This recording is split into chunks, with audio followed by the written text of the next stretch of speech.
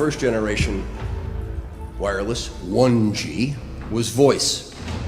The second generation, 2G, allowed both talk and text. The third generation, 3G, the internet, in a limited way. And today's technology, 4G, completed that digital migration. But if anyone tells you that they know the details of what 5G is going to become, run the other way.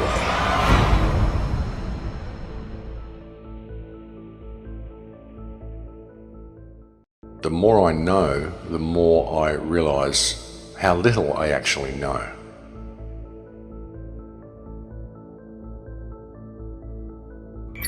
I have to tell people 5G is a killer. I'm Mark Steele, anybody who hasn't heard me. I'm a weapons systems head-up display expert, one of the leading experts in the world. I've actually brought cover in relation to this, and the reason I became an expert was to invent it. What I'm going to say to you today, do not believe a single word I say. Not one. I want you to do your own research. You'll find it's absolutely terrifying.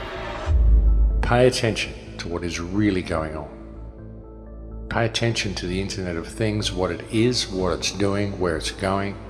Pay attention to the automation.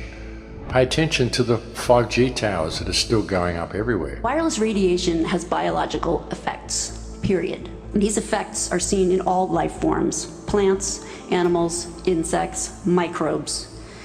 In humans, we have clear evidence of cancer now. There is no question. It's very important that people always look at both sides, and as positive as what the right hand is offering you, always to pay attention to what the left hand is doing. Just because a lot of people think something is right doesn't make it right. Just because a lot of people think something is good doesn't mean that it's good. It will be impossible to exist in a city or to walk outside without being exposed. There's going to be a cell tower in front of every few houses, and this means that your personal choices, whether or not you personally use a cell phone or hold it 10 inches away from your head, that cannot escape you from your radiation exposure. This is not a random series of events that have brought us to this point. Even when you look at technology, civilization, industry, the rise of technology, none of this has been random. None of it has been simply a matter of course, simply men inventing things and connecting the dots and moving to the next practical thing. All of it has been done by design to lead us to a certain point. Not a lot of people can really see what is actually coming. It's about to become a very, very different world, folks. This is a very, very disruptive technology. Very disruptive in as much as it's going to disrupt the way we live our normal lives if we allow it to be rolled out and if we abide by the parameters that the governments are putting in place with this technology. You know, and by around 2030, well, it's all going to be complete. Everyone's going to be in a complete lockdown. And the kids, as I've said so many times, the kids that are growing up through the system now will have no reference point for what the world once was. They'll have no reference point for what freedom even possibly looked like. They simply won't have the concept of it because it won't be anything they've ever experienced.